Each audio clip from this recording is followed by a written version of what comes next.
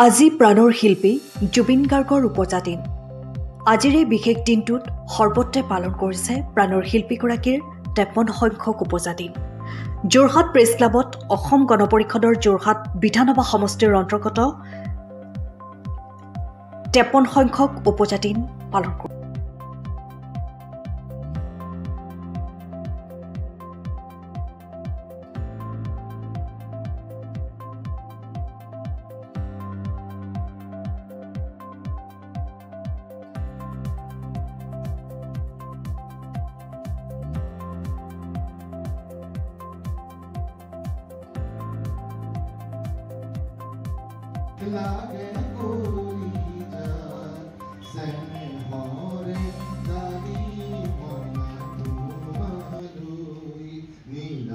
অন্য শিল্পীক সম্বৰ্ধনা জ্ঞাপন কৰিছে আৰু বহুত যোৰহাটৰ জ্ঞানী গুণী লোক আহি এই অনুষ্ঠানটোত অংশগ্ৰহণ কৰিছে। ময়ো উপস্থিত থাকিলোঁ।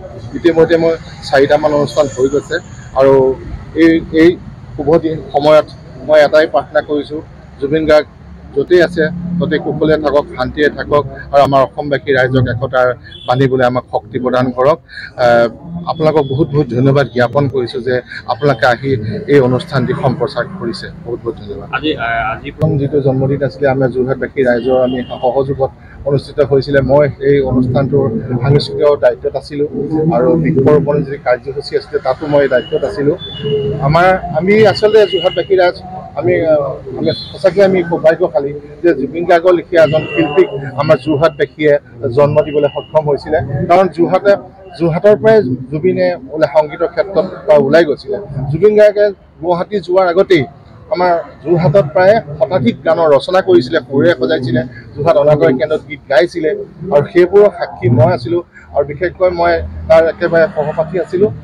মোৰ পৰম প্ৰাপ্তি যে মই জুবিন গাৰ্গৰ দৰে এজন শিল্পীক শূন্যৰ পৰা ভগৱান হোৱা দেখিলোঁ। মোৰ বহুত এটা মোৰ জীৱনৰ এক পৰম প্ৰাপ্তি। সেইটো মোৰ কাৰণে মই সদায় জীৱনত মই মনত ৰাখিম। গণ পৰিষদ দল এটা যিহেতু জাতীয়তাবাদী সত্তা অসমৰ, আৰু আমি উঠি অহা প্ৰজন্মৰ যিখিনি গায়কী আছে আমাৰ হয়তো কিছুমানে প্ৰাণত্যাগো কৰিছে। আমাৰ তেখেতসকলকো সদায় আমি তেওঁলোকৰ স্মৃতি জীয়াই ৰখাৰ কাৰণে অসম গণ পৰিষদলৈ আমি এটা সংকল্পবদ্ধ হৈছোঁ। এইবাবে শ্ৰদ্ধা আমাৰ দলীয় সভাপতি শ্ৰদ্ধাৰ অতুল বৰা ডাঙৰীয়া, কাৰ্যকৰী সভাপতি কেশৱ মহন্ত ডাঙৰীয়া, আমাৰ যিখিনি আমাৰ চেণ্ট্ৰেল কমিটি জ্যেষ্ঠ নেতা আছে সকলো আমি একত্ৰিত হৈ আমাৰ যিহেতু চেণ্ট্ৰেলত এটা সিদ্ধান্ত হৈছিলে, এইবাবেই হৈছিলে যে অসমৰ সত্তাখিনি যদি আমিয়ে ধৰি নাৰাখোঁ কোনে ৰাখিব। আৰু আজি যিহেতু অসম গণ পৰিষদ দলে আজি জুবিন গাৰ্গৰ এই দিনটো আমি যিহেতু জাতীয় স্বাভিমানী দিৱস হিচাপে, যিহেতু অসমৰ আমাৰ স্বাভিমান আছে, জুবিন গাৰ্গৰ লৈ আমি স্বাভিমান আছে। কাৰণ ভাৰতবৰ্ষই নহয়, জুবিন গাৰ্গ এতিয়া পৃথিৱী বিখ্যাত এজন গায়ক হৈ পৰিল। যিহেতু হামিং কিং হিচাপে ৱৰ্ল্ডে দিছে, যিহেতু হামিং কিং ৱৰ্ল্ডত আমি আগতে পোৱা নাছিলোঁ। আমি এইবাবে জুবিন গাৰ্গক লৈ গৌৰৱান্বিত। অসমৰ আমাৰ নয়নৰ মণি, শ্ৰদ্ধাৰ শিল্পী, মৰমৰ শিল্পী, সকলোৰে হিয়ৰ আমঠু জুবিন গাৰ্গ ডাঙৰীয়াই পৃথিৱীক জনাই দিলে যে অসমীয়া সত্তা অসমত জন্ম হোৱা লোৱাই কি কৰি দিব পাৰোঁ। 20 বছৰীয়া যোৰহাটবাসীৰ একমাত্ৰ ভৰসা প্ৰতিষ্ঠান ৰিয়া টি ষ্টল।